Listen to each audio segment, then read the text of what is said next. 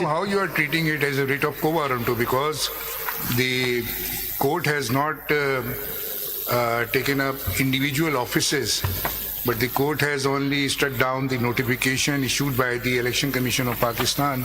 So this is not simply sitter, in my view, tentatively, that this was a writ of quo warranto. My lord, It came here not under Article 184, but it was under Article 185, challenging the judgment of the Peshawar High Court. absolutely correct, my lord, and that is the submission that there was Peshawar High Court. Even if your lordship takes it as a view that it was a 185 matter, I was only pointing out that had they gone to the Peshawar High Court or come to this honorable court under 185(3), the requirement of 199 have not been met. But even more importantly, we have Article 225 of the Constitution. Because the order was, ECP was under challenge, not the individual offices. Yes, my lord. But if the consequence of that is that somebody whose notification has been issued as a returned candidate, that notification is quashed, it cannot be said that that person is not affected. My lord, moving away from the niceties, even if your lordship treats Many it... persons may have been affected. I am just distinguishing the feature between the normal writ and the writ of quo warranto. My lord, if your lordship treats it, for an example, for an argument, treat it as a writ under 199 as a certiorari, quashment of notification. A person who is directly and materially affected by the quashment of the notification is at least entitled to a hearing before this honorable court and a notice from this honorable court.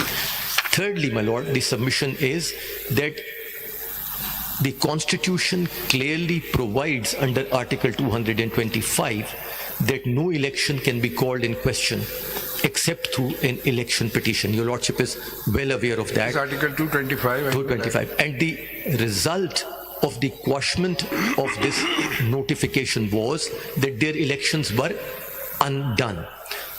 This, your lordship, will have to another article which is relevant, and I just refer to it over here and move on, is Article 175, paragraph 2 of the Constitution, which says that no court shall have a jurisdiction save as it vested in it by law or the Constitution.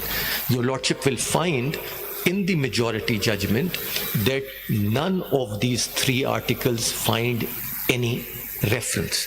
How Article 225 attracts in this case? My lord, because even if although the notification has been struck down, the result of the notification was that a number of persons stood elected to the offices on this reserved seat, and their election was being undone, so the election was being called in question. That election, once the notification is quashed, declaring them as returned candidates, their election is undone.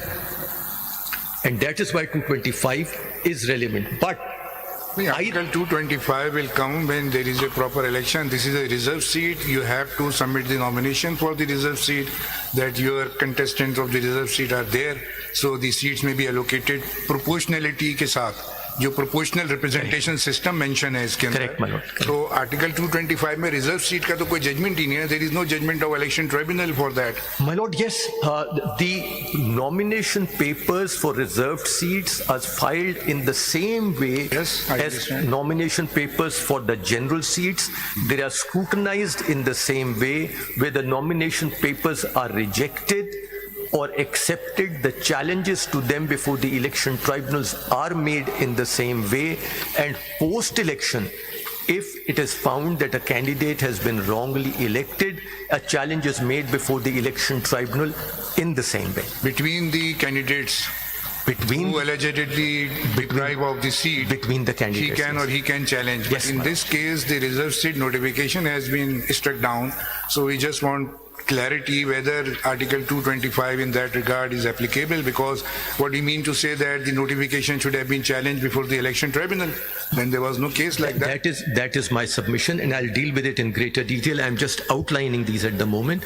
That is the submission. I'll come to it in greater detail later with your lordship's leave and permission. And if this was the case, then at very initial stage when five members bench was hearing this case in the Peshawar High Court, They could have non-suited on this technical ground that you have approached the wrong court.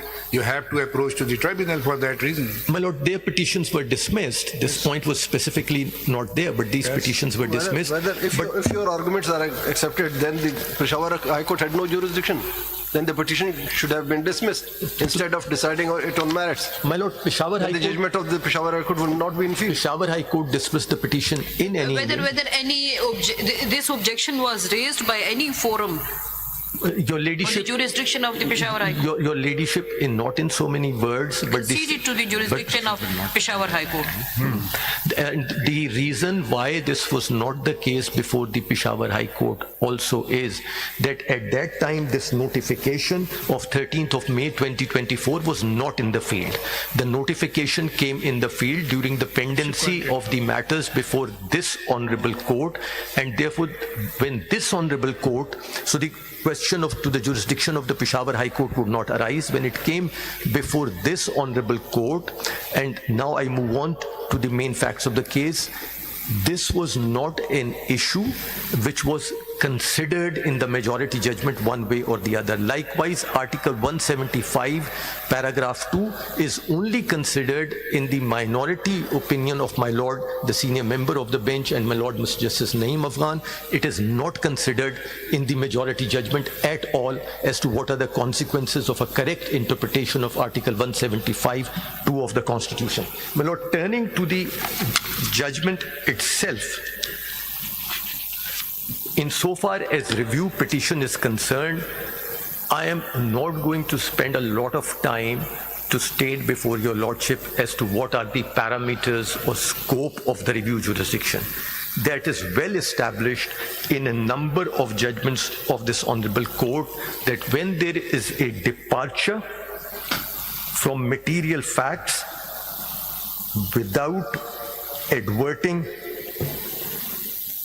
to a provision of law or a departure from such a provision of the Constitution or the construction of the Constitution, not just interpretation, because the majority makes a distinction between interpretation of the Constitution and construction of the Constitution.